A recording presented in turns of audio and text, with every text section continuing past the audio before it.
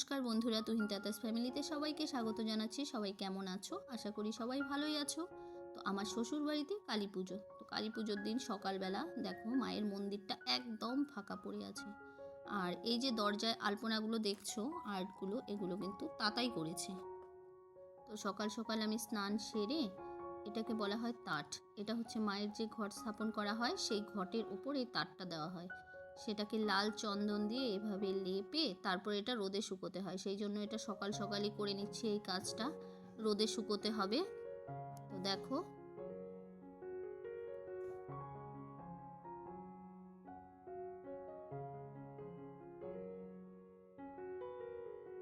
আমি ঘরে ওই সব জোগাড় করছিলাম, ঘরের কাজগুলো করছিলাম। আর এদিকে বড়দি ভাই মানে আমার যা এদিকে নাড়ু মোয়া এসব তৈরি করছিল, কারণ সকাল সকালই করছিল। আবার ব্রাহ্মণ চলে আসবে ভোগ রান্না করতে, সেই জন্য তাড়াতাড়ি করেই এসব করতে হলো। তো আমিও একটু হাতে হাত লাগাচ্ছিলাম, কারণ নাড়ুগুলো পাকানোর সময় একজনে না সেটা হয় না, সেটা ঝরঝরে হয়ে যায় দেরি হয়ে গেলে। দেখো আমি দেখাচ্ছিলাম, আমার হাতগুলো পুরো লাল হয়ে গেছিলো।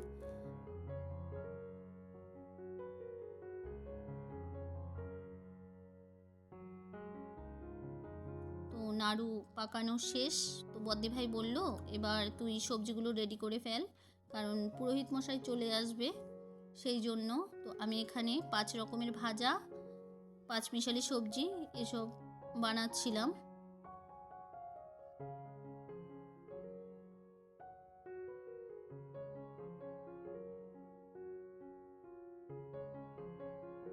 ব্রাহ্মণ চলে এসছে। দেখো এখানে পায়েসটা প্রথমে করে নেবে, কারণ দুধটা আগে থেকেই জাল করা ছিল। এখন পায়েসটা করে নেবে, তারপর 5 রকমের ভাজা সবজি এসব করবে, খিচুড়ি। তো ব্রাহ্মণ ওদিকে ভোগ করছিল, সেই সময়টা আমাদের কোনো কাজ ছিল না আমার। সেই জন্য আমি ভাবলাম সন্ধেবেলার প্রদীপগুলো রেডি করে রাখি। চালুন, এই দেখো দুটো বড় বড় প্রদীপ, দৃষ্টি প্রদীপ, সেগুলো আমি সব গুছিয়ে রাখছিলাম। তো ওদিকে গাড়ি চলে এসছে, তো সবাই যাবে এখন মায়ের প্রতিমা আনতে। তো এই দেখো সব বাচ্চা পার্টি যাচ্ছে প্রতিমা আনতে, সেখানে আমার ভাসুর শুধু যাচ্ছিল একাই বড়।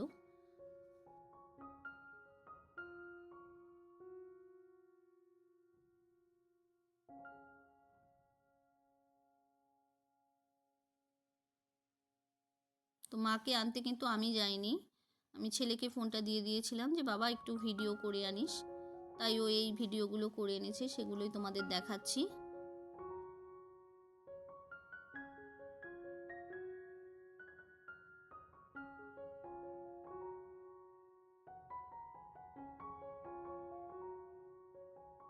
তো দেখো ফাইনালি মা বাড়িতে চলে এসছে।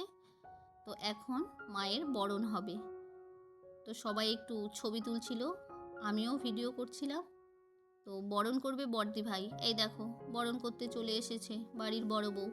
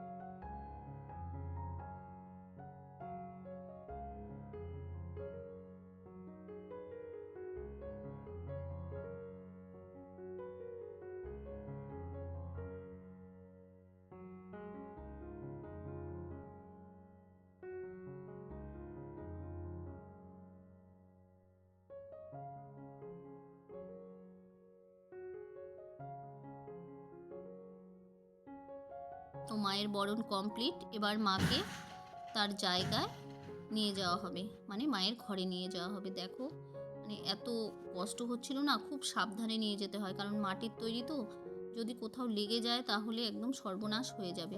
তো সবাই মিলে ধরে মাকে তার জায়গায় বসিয়ে দিল। তো সন্ধে হয়ে গেছে। তো এই মোমগুলো তাতাই অনলাইন থেকে অর্ডার করেছিল, তো মোমগুলো এখানে জ্বালিয়ে দিয়েছে। এই দেখো মায়ের সব পূজার জোগাড় কমপ্লিট।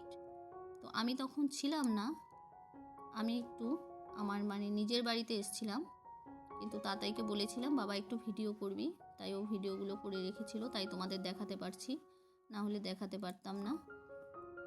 ব্রাহ্মণ চলে এসেছে, পুজো শুরু।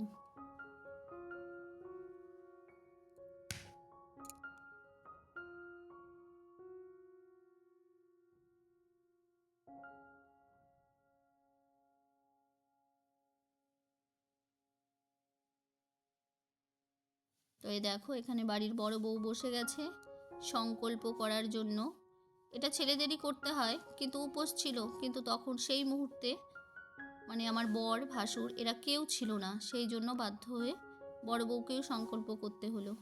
আর কি করা যাবে, কারণ ব্রাহ্মণের তাড়া ছিল, বলছে সে আর ওয়েট করতে পারবে না, সেই জন্য বড় বউ সংকল্পটা করে নিল।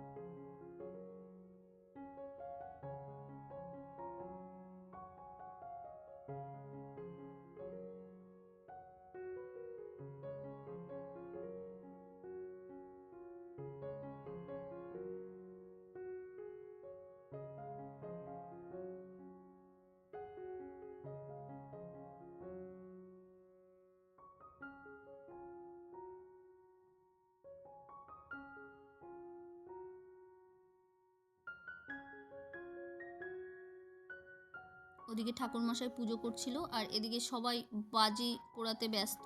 তো দেখো মানে এত আওয়াজ হচ্ছিল, পুরোহিত মশাই পুজো করতে পারছিল না, বলছিল যে আমার খুব অসুবিধে হচ্ছে, তোমরা এখন বন্ধ করো, কিন্তু কে কার কথা শোনে, সবাই সবার মতো চলছে, কারণ বাচ্চারা তো বারণ করলেও শুনবে না।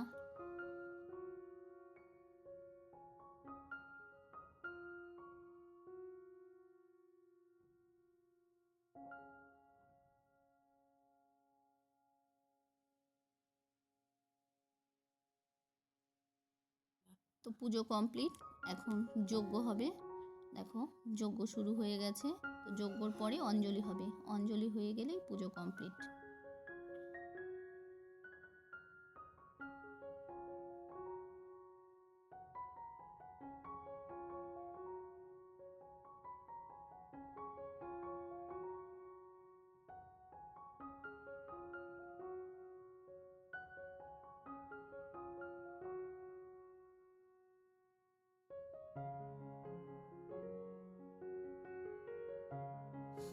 যজ্ঞ কমপ্লিট, অঞ্জলি কমপ্লিট, পুজোও কমপ্লিট।